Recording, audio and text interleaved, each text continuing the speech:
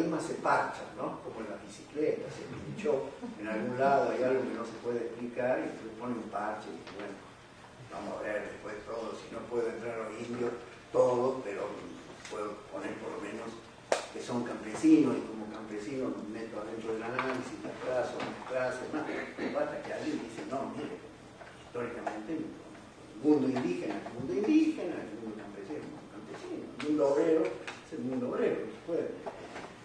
Hay también unas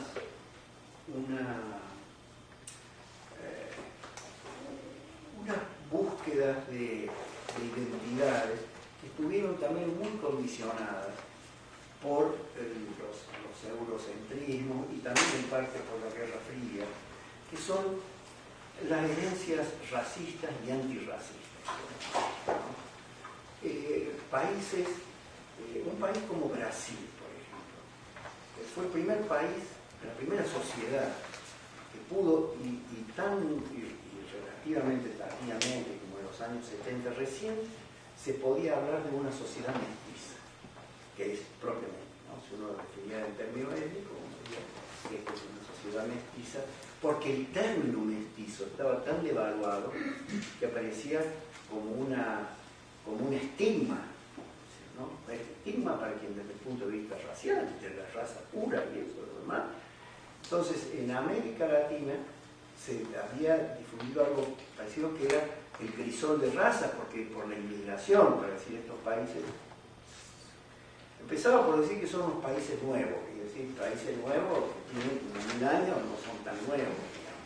Bueno, después con estas teorías propiamente racistas. Entonces, recuperar estas identidades, tanto como decir, está avanzando hacia un tipo de sociedad en la cual efectivamente estos paredones que separaban las etnias empiezan a cuestionarse, a desaparecer y a dar lugar a nuevas identidades, ¿no? Las identidades de los pueblos originarios también dejaron de ser el terreno, dejaron de ser la mirada de antropólogos externos para hacer su propia automirada. Y en la propia, entonces en esa automirada, lograron como incorporar conceptos ajenos y en algunos casos propiamente occidentales, como por ejemplo el concepto de nación. El concepto de nación no existe, no existía. El concepto de nación no existe hasta la Revolución Francesa. La primera expresión que se usa, la primera nación, es en la asamblea que precede la Revolución Francesa, que la siguen también, la asamblea, el cura, el abad Thiers, en algún momento dice, cuando preparan la ruptura con la monarquía, ¿no? Entonces dice alguna monarquía del poder absoluto y legitimado por Dios, entonces dice la soberanía no reside en el rey, la soberanía reside en la nación francesa. Entonces, mire, y la nación italiana es de mediados del siglo XIX, con el Risorgimento y con la unificación italiana. Entonces, son conceptos muy relativamente recientes de la modernidad y que terminan siendo, extremadamente importantes.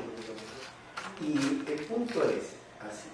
Tenemos las sociedades más desiguales del planeta aquí en América. Está claro.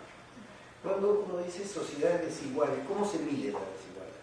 Se mide por ingresos, y entonces uno puede decir la distancia entre los ingresos del 10%, el 20%, el 40% más, son X.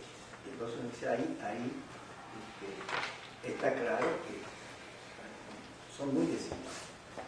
Pero en realidad, y también que la indigencia o la pobreza, cuando se miden esas Cuando se mide en términos puramente cuantitativos, ahí el espectro de la desigualdad está muy claro. Y entonces aparece como si la sociedad estuviera dividida entre ese 20% y el otro 80% que sufre la desigualdad. Y en realidad, estrictamente, esa no es la fotografía ni la que corresponde, porque los indicadores no son solo los ingresos, ¿no? Sino, tienen que ver también con los servicios, por ejemplo. Entonces puedo decir, bueno, hay más voy a comparar, por ejemplo, la desigualdad chilena con la argentina. Teóricamente y prácticamente. También Chile es una sociedad más desigual que la Argentina.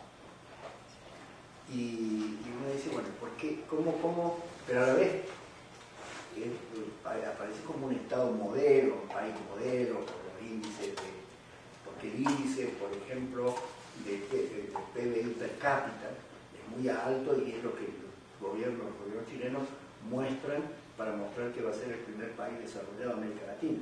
Bueno, cuando lleguemos a $22.000 per cápita, estamos en el nivel del desarrollo. Entonces, la gente dice, sí, está bien, pero tenés el 10% de indigentes y 20% de pobres, porque el promedio per cápita es eso.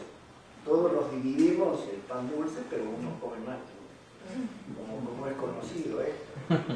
Entonces, el punto, pero si uno lo mira desde otro lado, y a eso voy con esto de las clases medias, si uno mide en términos de consumo, por ejemplo, ahí se da cuenta que el consumo hace como un gran denominador común en casi todos los países de América Latina, y que este consumo diferencial, ahí es donde uno empieza a ver que ahí está. Expandir el consumo es tanto como decir expandir comportamientos de clase media, porque los pobres el consumo es el consumo de la reproducción, y lo compran básicamente alimentos y poco más. Entonces, pero hay un sector, por ejemplo, que antiguamente uno hubiera dicho que pertenecen a la clase obrera, supongamos, ¿no? Empleados bancarios, empleados públicos, que empieza a ser una masa importante, ¿no? Empleados judiciales, empleados de las industrias no manuales, que son empleados del sector financiero. Empieza a tener una magnitud cuantitativa que están mucho más cerca de niveles y comportamientos de clase media que de pobres o de clase obrera. Y la propia clase obrera, en general en los sectores más avanzados, digo, en lo metalmecánico, en la industria del automóvil y demás, están ya más cerca de los sectores medios que de lo que era la vieja clase obrera y de lo que son los pobres, ¿no? Y sobre todo los sectores que son sindicalizados, porque los sindicatos obraron en la dirección de comportamientos más tipo clase media que más tipo clase obrera y sindicatos de clase obrera. Estas tendencias fueron, que digo ahora para América Latina, fueron muy importantes en los años de la gran expansión económica europea, a partir de los 60, lo que llaman los gloriosos 30, ¿no? En Europa. El comportamiento y los modos de vida de la vieja clase obrera urbana industrial en Italia, en Francia, en Alemania y en Inglaterra, crearon una corriente en la sociología del trabajo, una corriente importante, que comenzaron a debatir, en esa época se llamaba la nueva clase obrera, a debatir esto, digamos, en qué momento estos comportamientos, digamos, de clase y este modo de vida se asemejan cada vez más o están cada vez más cerca de los sectores medios que de lo que era la vieja clase obrera. Yo creo que nosotros no podemos ni siquiera pensar en admitir este tipo de comportamientos contra el Estado que sea. Hay que empezar por reconocer la soberanía, respetar la soberanía de los Estados y respetar también la soberanía de las soberanías populares dentro de los propios. Y muchísimas gracias por este rato que acabamos de pasar.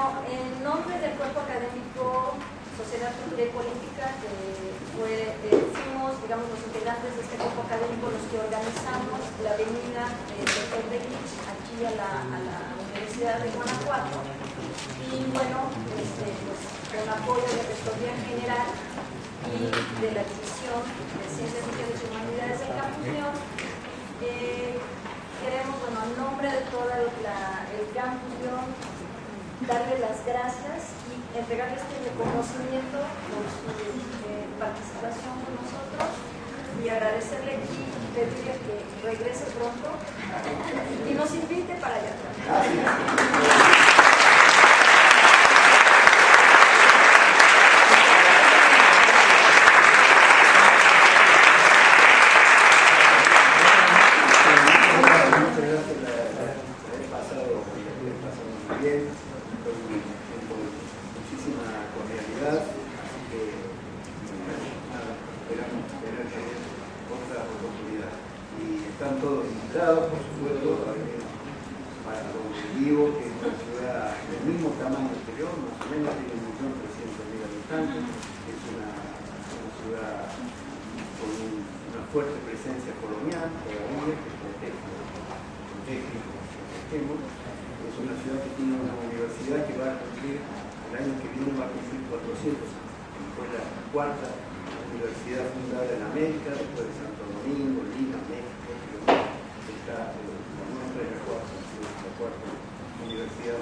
Así que con seguridad ustedes se van a sentir muy bien y además en este momento tenemos uno de los mejores fútbol del país.